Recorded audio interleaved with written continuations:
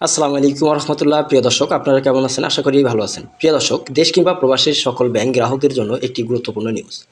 আপনারা ইতিমধ্যেই জেনে গেছেন যে 5 ব্যাংক একীভূত হয়ে নতুন একটি শরিয়াভিত্তিক ব্যাংক গঠন করেছে সরকার। কিন্তু এর মধ্যেই আমানতকারীদের টাকা 2 বছরের তারা তুলতে পারবে না। কেন তুলতে পারবে না? কেটে নেওয়া হয়েছে। প্রিয় দর্শক, আপনারা যদি আমাদের চ্যানেলটিতে নতুন হয়ে থাকেন তাহলে অবশ্যই লাইক, কমেন্ট, শেয়ার করে পাশেই থাকবেন। আর আপনারা যদি একেবারে নতুন হয়ে থাকেন তাহলে চ্যানেলটি সাবস্ক্রাইব করে বেল বাটন অন করে রাখুন। আসুন বিস্তারিত জেনে নেই। একীভূত 5 ব্যাংকের মুনাফা না দেওয়ার সিদ্ধান্ত বিতর্কের মুখে।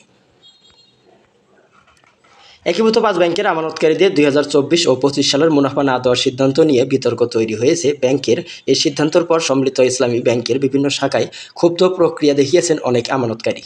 একীভূত হওয়া কোনো না কোনো ব্যাংকের তরফ থেকে এ বিষয়ে লিখিতভাবে কেন্দ্রীয় ব্যাংকে জানানো হয়েছে। কেন্দ্রীয় ব্যাংক অবহেলার অর্থ আত্মসাতের কারণে লোকসানের দায় আমানতকারীদের উপর চাপানোর বিষয়টি শরিয়া সম্মত হবে কিনা তা উঠে এসেছে।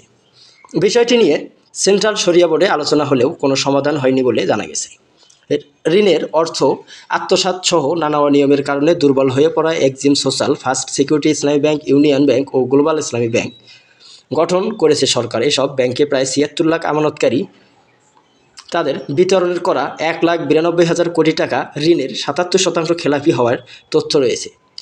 একীভূত হওয়া 5 ব্যাংকের আমানতকারীদের 2 বছরের মুনাফা না দেওয়ার সিদ্ধান্ত গতকাল রোববার সমকালের পক্ষ থেকে ব্যাংকের একজন নির্বাহী পরিচালক শরিয়া ভিত্তিক পরিচালিত একটি ব্যাংকের এমডির উপর ব্যাংকটির এমডি এবং ব্যবস্থাপনা পরিচালকের সঙ্গে যোগাযোগ হয়। তারা সবাই মত দিয়েছে শরিয়া মানদণ্ড অনুযায়ী কোনোভাবেই মুনাফার পাওয়ার সুযোগ নেই। তবে বিষয়টি কেন্দ্রীয় ব্যাংকের বিবেচনাহীন থাকায় কেউ নাম প্রকাশ করেনি।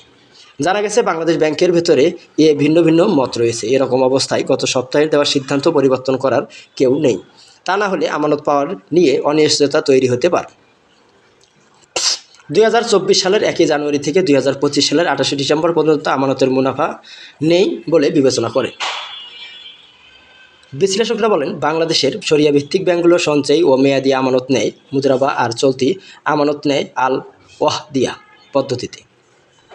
বাংলাদেশ ব্যাংকের নির্দেশনায় আলোকে দেশের ইসলামী ব্যাংকের বাহরাইন ভিত্তিক আন্তর্জাতিক সংস্থা account and Islami financial institutions বা অফ-ফির শরিয়া মানদণ্ড মেনে চলে।